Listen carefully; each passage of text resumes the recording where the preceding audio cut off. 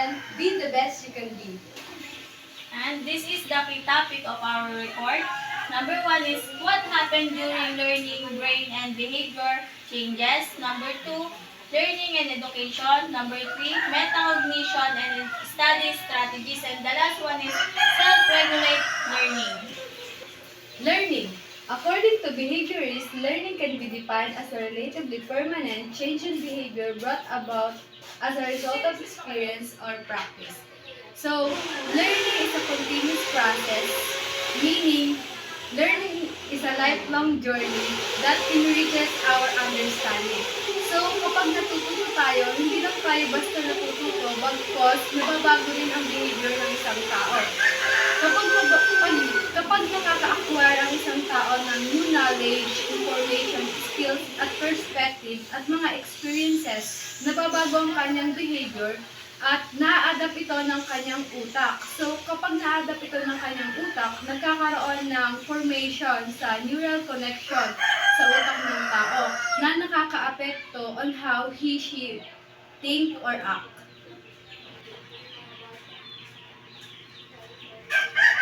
Develop a passion for learning. If you do, you will never cease to grow. So, if we have a passion for learning and if we have embraced the love for acquiring new knowledge, so consistently yung growth and development natin kasi marami tayong natututunan through learning. What happens during learning? Brain and behavior changes. How the brain works during learning. When we learn or practice something, the neurons in our brain connect with other neurons until they grow dendrites and create a pathway or pathways. The more we learn about something, the more defined and stronger the pathways become. This is the neuron. Our brain is the most complex organ in our body. It contains 100 billion of neurons. So, itong mga neurons sa ating katawan, nagko-connect siya para mag-share ng information. So, sabi dito, our brain is actually plastic. It is able to change based on our experiences. So, yung brain natin, kaya niyang mag-reorganize or mag-organize. So, yung neurons, nagtatransmit siya ng information through electrical or chemical signals. At yung utak natin, yung utak ng tao, kinukonsist siya ng 86 billions of neurons. Synapses. So, ito yung synapses. Ito yung small gaps between sa neurons. So, dito nagaganap yung pagpapasahan ng information from one neuron to the next. Ito namang pathways. Ito yung mga pathways sa utak natin.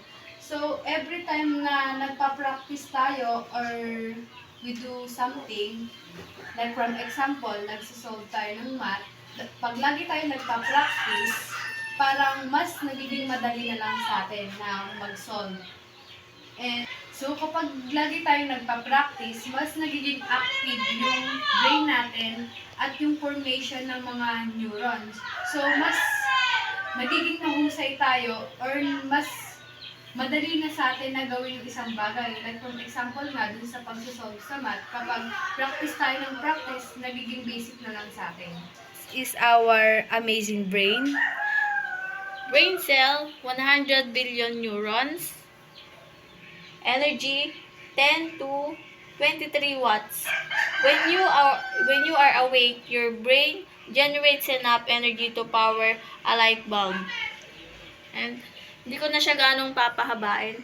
Yung brain daw natin ay 3 pounds. Then this one, pinapakita lang dito, yung kalahati ng utak natin ay para siya sa math, tapos yung kalahati naman ay creativity. Behavior changes. If we try to look back and reflect on our attitude and behavior, when learning something new, most probably we would see ourselves as someone who was careful, humble, apologetic, awkward, and really anxious. Comparing it to our attitude and behavior when we are already skilled in doing something, we most probably would be more confident in a way very natural in executing the task.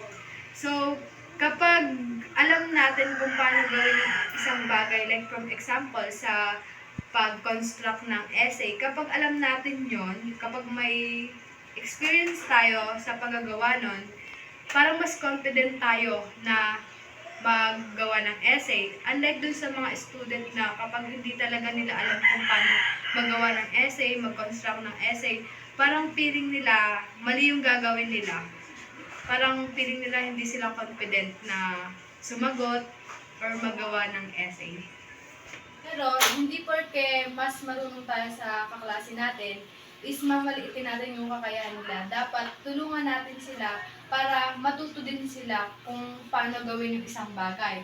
So, tulad nga dito sa napag-aralan natin na kapag through practice, mas nagiging active yung brain natin, yung mga neurons natin, mas gumagaling tayo or humuhusay tayo. Never stop learning for in the endless pursuit of knowledge. We ensure that wisdom becomes a timeless companion. So sa learning, dapat hindi natin ito hinihinto. Dapat, mas pinapalawak pa natin ang ating kaalaman. Dinadagdagan pa natin at yung mga natututunan natin is dapat ginagamit natin sa pang-araw-araw na buhay. The art of being a better student lies in the formation of knowledge into wisdom, shaping your character and action for the challenges of today and the opportunities of tomorrow. So, dito, ang pagiging isang mabuting estudyante is yung mga natututunan niya sa school is ginagamit niya para sa pang-araw-araw na buhay. So, ginagamit niya yung mga natututunan niya sa paghubog ng kanyang pag-uugali at pagiging mabuting estudyante. Yung mga natututunan rin niya ay ginagamit niya para sa mga dumadating na pagsubok sa kanyang buhay. So, ginagamit niya yun para malampasan niya. Our brain connect patterns are as unique as our fingerprint. This contributes to our realization that understanding ourselves is really incomparable. Knowing our own abilities and weaknesses can help us make ourselves the best version of ourselves, not in comparison with others, but a comparison with our younger self or even yesterday's self. We have the power to choose what we learn and what we want to do. So, dapat hindi natin kino-compare yung sarili natin sa iba kasi may iba't iba naman tayo ng kakayahan.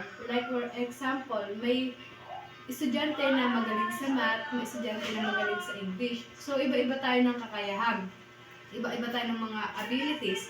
So, maaaring may kaya ka na hindi kayang gawin ng iba. Kaya dapat hindi natin kino-compare yung sarili natin sa iba kasi kapag ginawa natin yun, parang mas panghihinaan tayo ng loob. So, dito, dapat mas kino-compare natin yung sarili natin dun sa younger self natin kung ano tayo noon.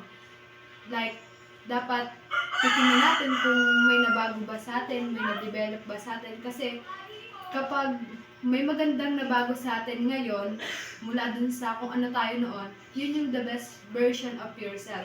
Kung mas, naging malakas ka, tapos may magandang na-develop sa'yo bilang isang tao. Let's proceed to learning and education. When delivered well, education promises young people employment, better earning, good health, and a life without poverty. So, ibig sabihin lang nun, tayo, pagka nag-aral tayo, mas may oportunidad tayo na magkaroon tayo ng magandang trabaho, mabibigay natin yung mga pangangailangan ng mga pamilya natin. Tapos,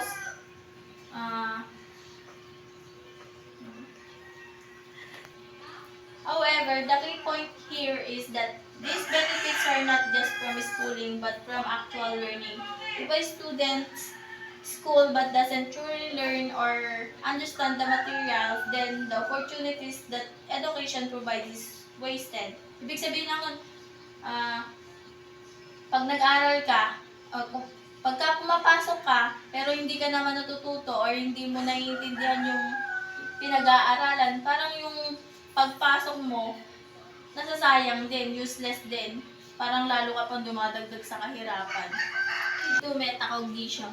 Metacognition, simply defined, is thinking about your thinking or the process of considering and regulating one's own learning. Reading with Metacognition 2018. So, metacognition. Metacognition, kumbaga, thinking beyond what you only know.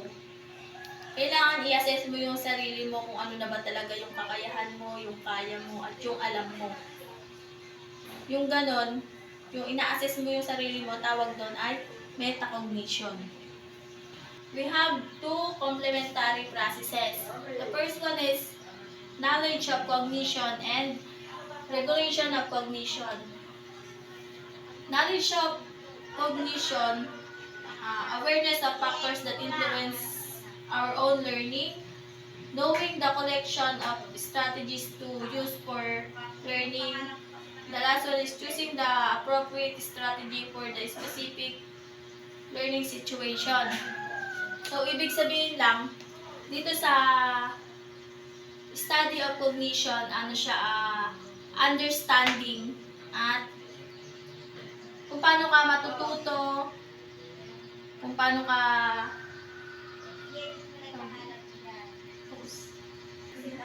and also involve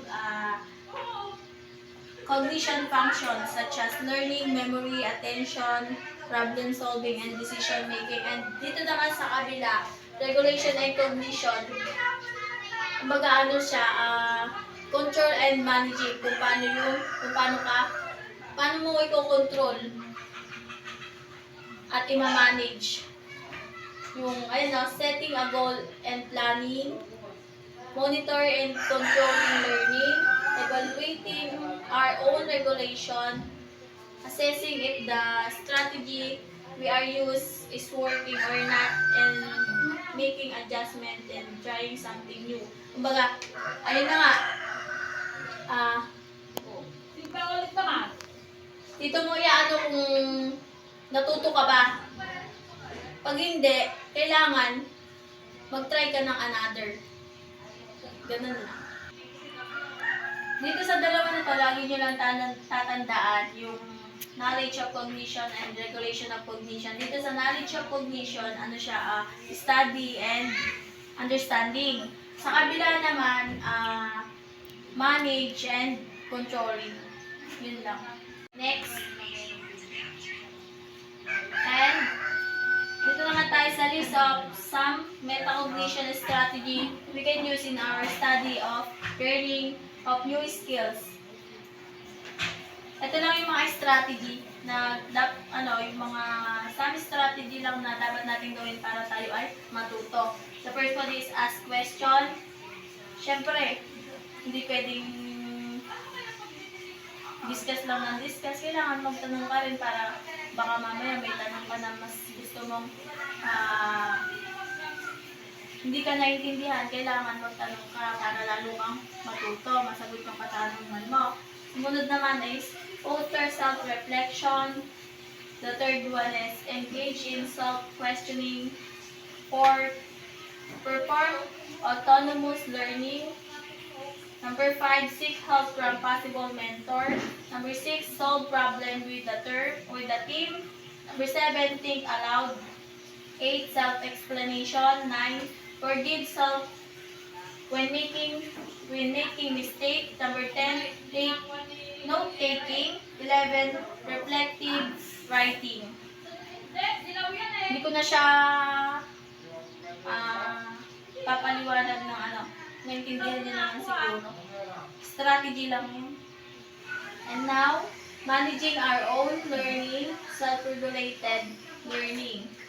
Self-regulated learning, or SRL, is one way for us to help ourselves learn better.